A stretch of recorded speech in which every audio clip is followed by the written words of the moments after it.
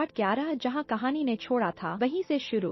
तो दोस्तों, पिछली बार हमने देखा था कि हेन अपना फोन ढूंढ रही थी और आखिरकार उसे वो फोन अपनी ही पॉकेट में मिल जाता है। हेन फटाफट हिनू को बताती है फोन मेरे पास ही है। वही हिनू जो ड्राइवर को कॉल कर रहा था, ये सुनते ही बिजली की स्पीड से भागता हुआ आता है और हेन के हाथ पकड़ लेता है। थप्पा फोन नीचे गिर जाता है। पर सच बताऊं, इस गिरने वाले फोन ने दोनों को थोड़ा ज्यादा करीब ला दिया था। हेन थोड़ा शर्माते हुए पूछती है, ये तुम क्या कर रहे हो? हिनू थोड़ा नर्वस होकर, मुझे भी नहीं पता मैं क्या कर रहा हूँ, फिर सोच कर बोलता है, थैंक गॉड तुम्हारा फोन मिल गया, वरना ढूंढने में कितनी टेंशन होती। हेन उसे देखती है, फिर कहती है, पता नहीं मैं कॉन्फिडेंट क्यों नहीं थी। हिनू हैरान, मतलब? पर हेन उसकी आंखों में ऐसे देख रही थी जैसे कुछ कहना चाहती हो, और हिनू तो बस सांस रोक कर खड़ा था। और तभी बूम, हेन उसे अपने करीब खींच लेती है। हिनू के तो हाथ पैर ठंडे, और फिर हेन कहती है, मैंने कहा था ना, मैं नई चीजें ट्राई करने वाली हूँ। अगले ही पल किस सीन ऑन। हिनू की आंखें खुली की खुली, लेकिन किस कंटिन्यू। इसी बीच फोन चार्ज न होने के कारण स्विच ऑफ हो जाता है। पर दोनों को क्या फर्क पड़ा। घर के अंदर आते हैं सीढ़ियों से अपने अपने रूम की तरफ। हिनू की नजर बस हेन के फोन पर वो लेने ही वाला होता है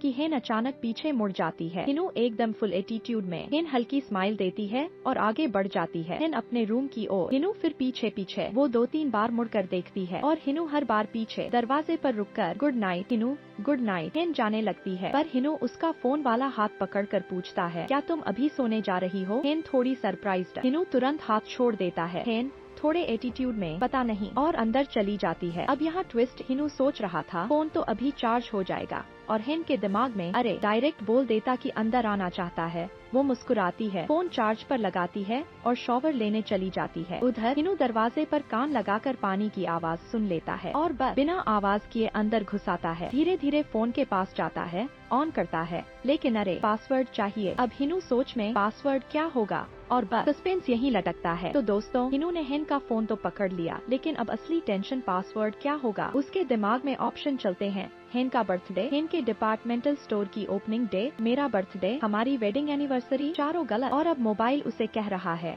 जनाब 30 सेकंड इंतजार करो। हिनू घबराकर टाइमर का इंतजार कर रहा था। तभी उसे लगा हेन बाहर आ रही है। वो तो भागने को तैयार, लेकिन फिर से शॉवर की आवाज आती है। क्यों? राहत की सांस, और फिर वापस फोन के पास। बहुत सोचने के बाद वो खुद से बोलता है, 1031 तो नहीं हो सकता। पर जैसे ही डालता है, टिक, लॉक खुल गया। वो फटाफट मिशन का मैसेज डिलीट करता है, फोन रखता है और भागने ही वाला था कि दरवाजा खुलता है। हेन, तुम यहाँ क्या कर रहे थे? Hinoo nervous mode on. वो मुझे नींद नहीं आ रही थी। हेन थोड़ा ब्लश करते हुए, तो मतलब मेरी वजह से सो नहीं पा रहे थे ना? बस अब हेन अपने ही दिमाग में लव स्टोरी लिखने लगी। हिनू हड़बड़ाकर, ऐसा नहीं है, बस देखने आया कि तुम्हें नींद आ रही है या नहीं, कहीं तुम भी मेरे जैसा ही फील तो नहीं कर रही। हेन बस उसे देखकर मुस्कुराती है। फिर हिनू कहता है, अगर तुम्हें मुझसे कुछ कहना हो तो, पर तुम थक गई होगी, मैं चलता हूँ। हेन थोड़ी थकी हूँ, लेकिन बातें कर सकते हैं, आओ बैठो। हिनू नन्ही तुम आराम करो, मैंने शायद खुद से सोच लिया कि हमें बात करनी चाहिए। हेन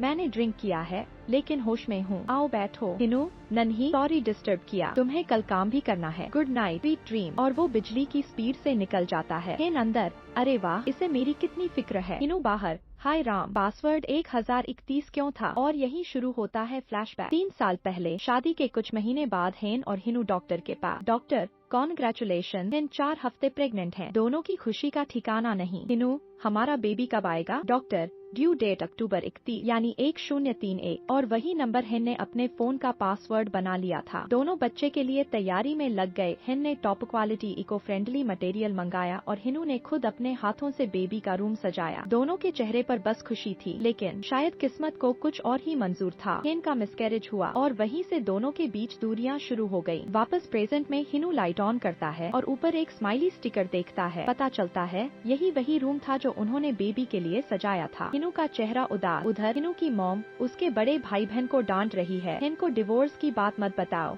मिशन कहती है उनके बीच सब ठीक हो चुका है, लेकिन मॉम बिना वजह डिवोर्स की बात तो नहीं करेगा, कुछ तो गड़बड़ है। मॉम को याद आता है शादी का दिन जब हेन की मॉम फोटोशूट के दौरान अंदर चली गई थी और उन्होंने कहा था आपका बेटा बड़ा चालाक निकला, मेरी बेटी को मना लिया, यानी पैसों के लिए शादी की। फ्लैशबैक में यूनवू की मॉम भी उस समय हेन की मॉम को समझाने की कोशिश कर रही थी। देखिए हमारे बच्चे एक दूसरे से प्यार करते हैं, हमें उन्हें इस नई जर्नी में सपोर्ट करना चाहिए। पर हेन की मॉम ने सीधा जवाब दिया तुम होती कौन कौन हो मुझे बताने वाली कि मुझे क्या करना चाहिए और क्या नहीं। ये सब याद कर यूनवू की मॉम अब बस अपने बेटे से कहती है, डिवोर्स लो या मत लो, बस खुश रहना और अच्छी जिंदगी जीना। Cut to morning scene. सुबह सुबह हेन अखबार पढ़ते हुए ऑरेंज जूस पी रही थी। यूनवू को तुरंत यन सांग की वो सलाह याद आती है, सुबह orange juice P low, hangover उतर जाएगा। इसलिए वो कहता है, जूस छोड़ो, मैं तुम्हारे लिए गर्म चाय बना देता हूँ, अच्छा लगेगा। हेन, नहीं, मुझे यही ठीक है। तभी हेन उसकी गर्दन की तरफ हाथ ले जाती है। यूनवू को लगता है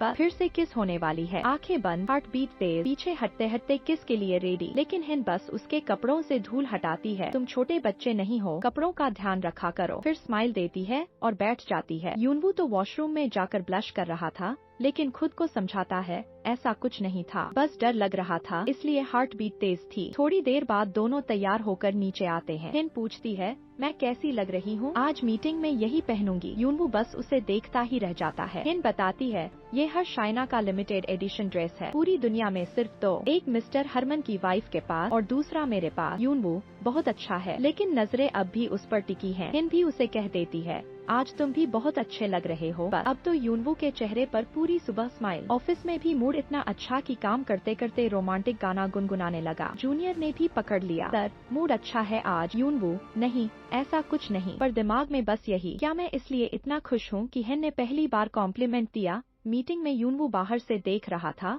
लो अब गिनो, 5 सेकेंड में डिजाइन में गलती ढूंढकर सबको डांटेगी। और सच में 5 काउंट के बाद हेन ने डिजाइन में मिस्टेक पकड़ी और गुस्सा कर दिया। लेकिन अगले पेज पर एक परफेक्ट डिजाइन देखकर वो खुश भी हो गई। हेन को मुस्कुराते देख यूनवू भी स्माइल कर देता है। Night scene. यूनवू अपने दोस्त यांग के साथ डिनर पर। यांग, पता है कभी कभी एक्टर्स रोमांटिक सीन करते करते सच में प्यार में पड़ जाते हैं, जैसे क्रैश लैंडिंग ऑन यू वाले ह्यून बिन और सोन ये जिन। यूनवू, मेरे साथ ऐसा नहीं है। यांग, तो फिर तूने उसे शूज क्यों गिफ्ट किए? Flashback to afternoon. हेन जल्दी जल्दी एस्केलेटर की सीढ़ियां चढ़ रही थी। दूर से यूनवू देखता है, अरे आराम से भी तो जा सकती है। तभी हेन ट्रिप कर जाती है और यूनवू जोर से चिल्लाता है, संभालो। सब लोग मुड़कर देखते हैं। हेन भी देखती है, कौन पागल इतना चिल्ला रहा है। यूनवू तुरंत नीचे एक शू स्टोर में छुप जाता है। वहीं उसकी नजर एक शूज पर पड़ती है। हेन के साइज का बिना सोचे पैक करवा लेता है। वापस गिफ्ट सीन। यूनवू शूज देकर एक अजीब सी स्माइल देता है। हेन, ये तुम्हें 50% ऑफ में मिला, इसलिए खरीदा ना? यूनवू,